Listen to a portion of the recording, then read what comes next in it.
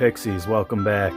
So today we're going to go ahead and we're going to do part 2 of the LM386, what you've never seen done with it before, ever, probably not, even on the internet, series of episodes. Maybe because it's not possible, I don't know. But in the beginning, we're going to go ahead, we're going to kind of finish off my last video that I did on this audiovox speaker. And I definitely figured out what was wrong with it. So, well, first off, let's try to get some light down in here. Kind of hard to see. But, I mean, there's just a massive amount of glue that they put in there. And they put that glue in there because this is, I think, primarily was used as an outdoor speaker. And, okay, aperture lock is on. Okay, aperture lock is off. But I feel like it seems like this was built kind of to be primarily an outdoor speaker, and everything's gasketed. So I can definitely understand why they would put that much glue in there to, you know, obviously seal off the speaker terminals on the back.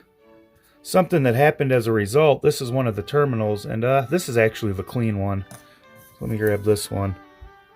As you can see, the glue seemed to have kind of made its way all the way down, and that's where it connects to the actual speaker jack, and they're just coated in this glue. So I would imagine that straight out of the factory, you know, when they made this was probably just hanging on, you know, by a thread of, you know, being able to make contact. So kind of think that the best thing to do from here is to clean up that down there, the one on the right. You can probably see it. Seems like there's some glue on there too. So I would imagine this thing through its whole life was depending on a very small amount of contact there. So I'm going to go ahead, clean that up down there, and then clean this little terminal here up as best as I can, and then reflow some solder back onto that. And then hook up the speakers. And the reason why I'm doing this is because for this part, I'm going to show you, with the help of these components, better components, a much better circuit than in my previous video on the LM386.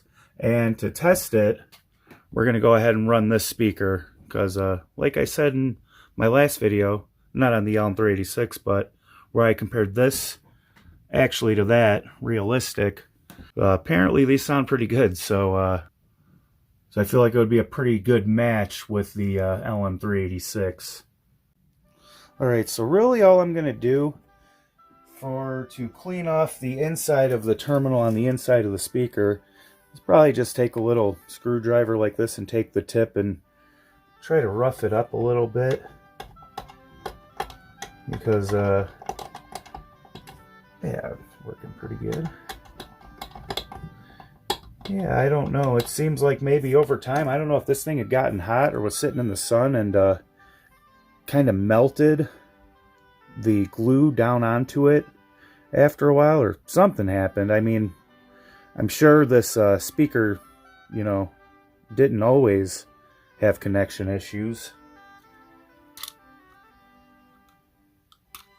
I know I could be using sandpaper, but I don't have any, and I'm lazy.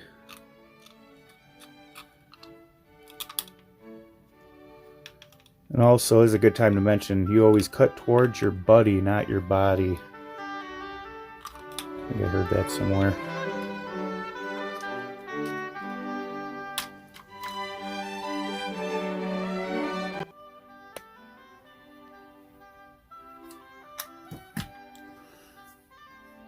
Alright, so there's the back side. Hopefully after I flow some solder onto that, I might have to clean that up actually, but that should go ahead and make the Angry Pixies run a little bit better. So now the hard part, I'll be putting this back in there.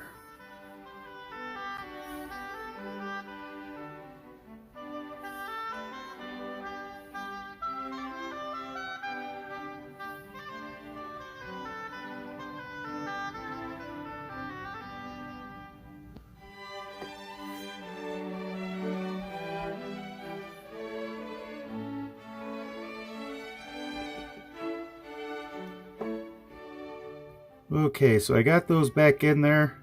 I'm going to try to clean them up a little bit more, and then I'll probably flow some solder onto them. And I don't know if you can see it over there, but there's actually a little ball of solder from the factory kind of sitting in there chilling. So that's cool. Well, alright, not my finest work in the world, but I'm going to go ahead and wait to anchor down that crossover. But before I try it, but I'm going to go ahead and pop the speaker on it, and then yeah, I'll give it a try. I think we're going to be able to rock and roll now, so. Okay. So, yeah, I mean, 8.6, that definitely is better.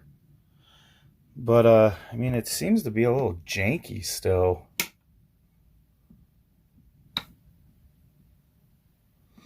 Yeah, I don't know.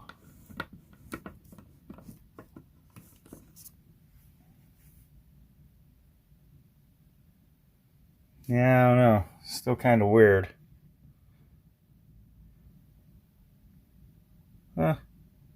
Well, we'll try it anyways. Onward and upward. Well, alright, so this is actually going to be roughly what the circuit is going to be. And this is based heavily on John Audiotech's version, well, of his version of the best circuit you can make for an LM386. And yeah, man, this circuit sounds very good. Definitely, probably one of the best. Well, alright, so we're pretty much going to be doing kind of the same thing. These two I'm just going to keep in circuit as they are right now. This is basically just for the power supply.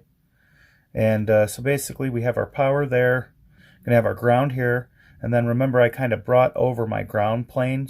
It's definitely nice to have an extra trace for your ground when making this. Still got our same 3.5mm jack hooked up in the same spot.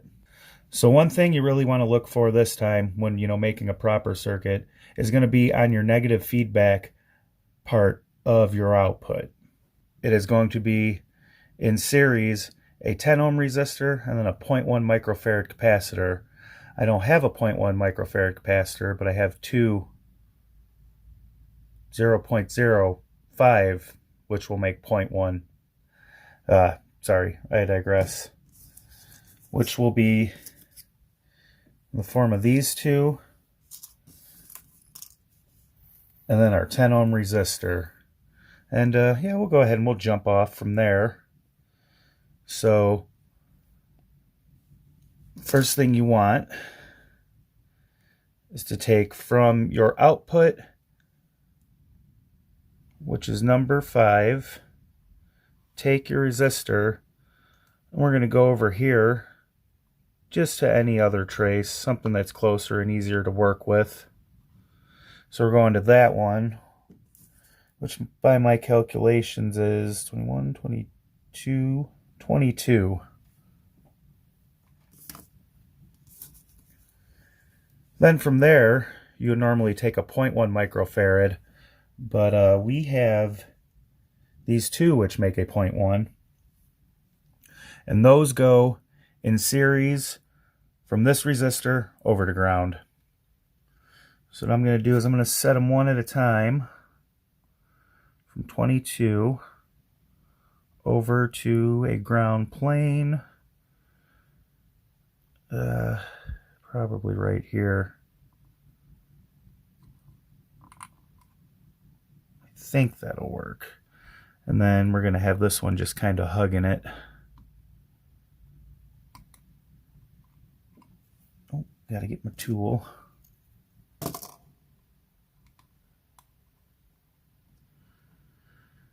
We still have to keep some room for a ground plane. Now usually you want to cut your leads down to make it, you know, closer to the board, but I'm planning on reusing these, and so I don't want to cut too much off.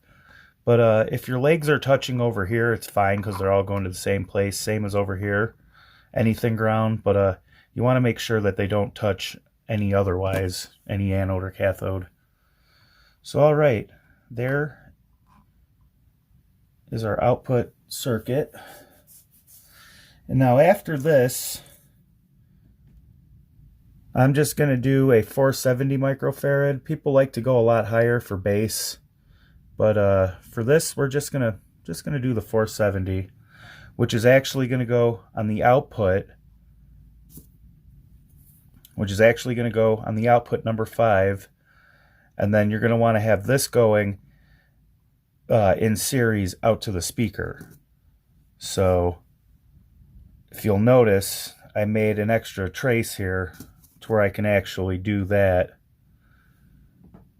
Again, on a non-bipolar electrolytic capacitor, your negative is usually going to always be marked. Any of your straight line markings you will see are going to be your negative usually. Some are bipolar and it doesn't matter, but this one you want to keep the positive, so the unmarked side, going towards the amplifier in the circuit, and then the negative part is going to be going towards your speaker. So what I'm going to do is I'm going to take from 19 and go to 21 with the negative on 21. And just to make it easier, I think I'm going to put a purple jumper, which will let me know that that's going to be our positive lead from our to our speaker. My sausage stub fingers. And we'll bring this over to 50. So you know that 50 is going to go straight to the positive lead of the speaker. All right, from here, we're going to go ahead to the input. Number 2 is your non-inverting or your negative input. Number 3 is your inverting or your positive input. But before that, I have my positive input on number 17 here. But what I want to do is actually jump from 17, which is our inverting or positive input. What this is doing, this is a 0.22 microfarad capacitor, and it's the only 0.22 I could find, so that's why it's the box type. And that is going in series into the inverting side of the amplifier.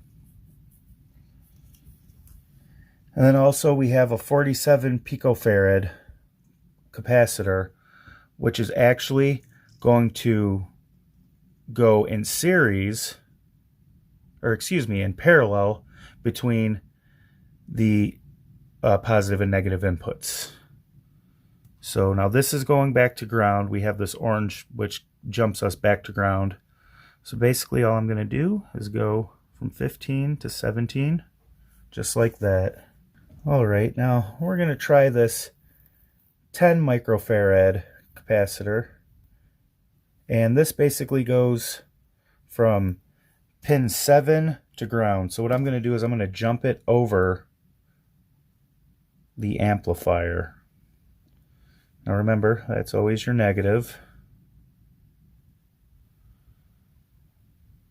Now this is going to go from 7 back over to ground.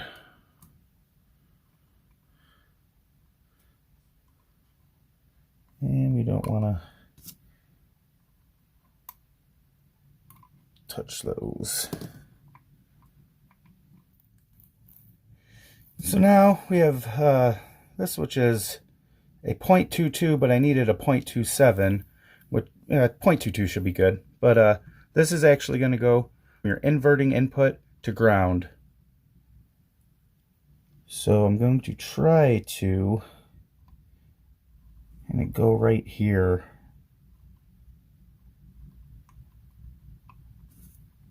If possible.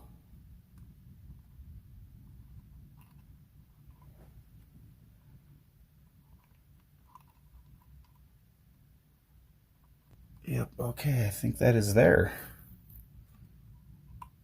All right, I didn't even get any power ready.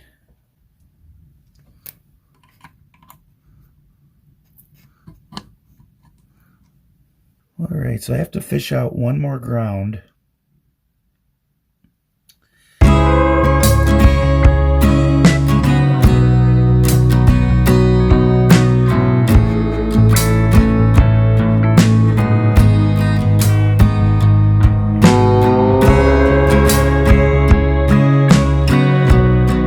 All right, so speaker's back together.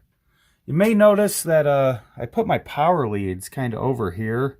I was having a problem with the power. Everything is the exact same as we had set it up. I changed the 470 to a 1500 microfarad on the output, but everything is the same. I just had to move some stuff around. But yep, so we got our power. We got everything up to where we were. I've went ahead and queued up some music. And I'm not going to lie, I've already listened to it, and it sounds pretty good. It's on right now, and it is silent. Silent as can be.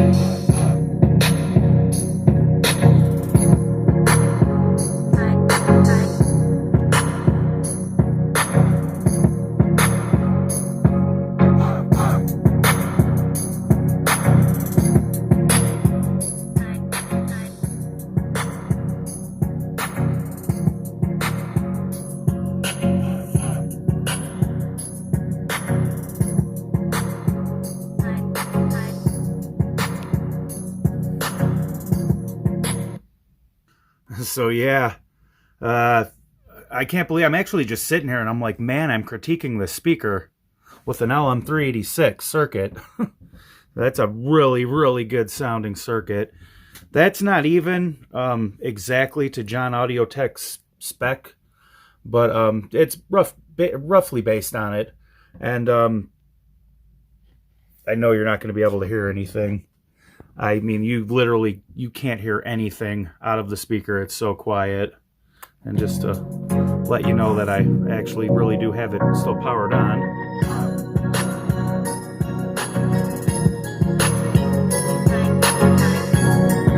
Go ahead and turn it all the way up.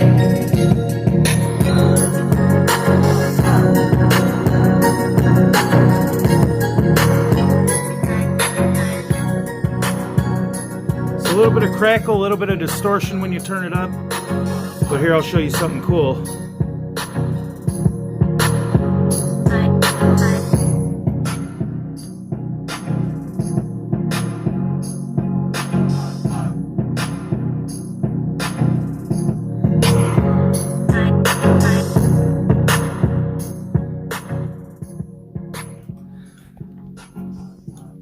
If you would have noticed when I had it turned up, the bottom one is watts, and it was 0.3 watts.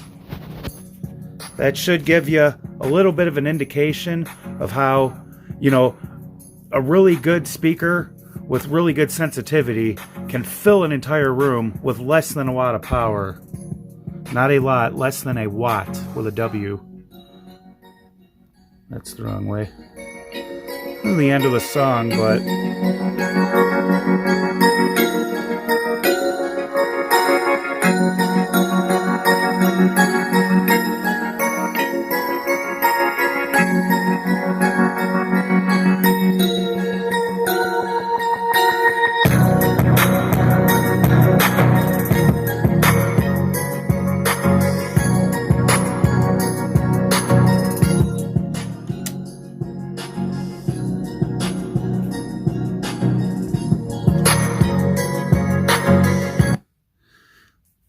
So yeah, and that can be a little lesson on speaker sensitivity. If you would remember on one of my last videos, I don't remember which one it was, but I read off on the back the sensitivity of this, and it was actually close to my CS66G Pioneers, so that's pretty good. But yeah, thank you guys so much for watching. If you have any questions about the circuit, go ahead, put them down there, and I will gladly answer all of them. Make sure to stay tuned for part 3 of the something you've never seen done with the LM386 ever before, but you may have, but I haven't, not even on the internet, not even on anywhere series. We'll call it a series, where we will actually be going through the next step, and I'm going to be figuring out the high frequency side of my quad amp. Hopefully not to be redundant, but just so everyone is on the same page, I am doing what I'm calling an LM386 quad amp, and it's going to contain 4 LM386s, 2 for each side, left and right, each channel, and then each one on each side of the channel. One is going to be designated to low frequencies, the other is going to be designated to high frequencies. Kind of like a bi-wired system or a bi-amped system, but still got a couple things to figure out, which is going to be inputs, grounds for all of them, power supply for all of them if they're going to be ran on them or not. And also, I don't know if I'm going to be doing it at the end or within one of the next ones here coming up, but we're going to be looking at alternate ways of powering that, being with a battery, a transformer, and well, you've already seen with a benchtop power supply, but we will run through all of that. I thank you very much for watching, and please stay tuned to the next one. And have a good one.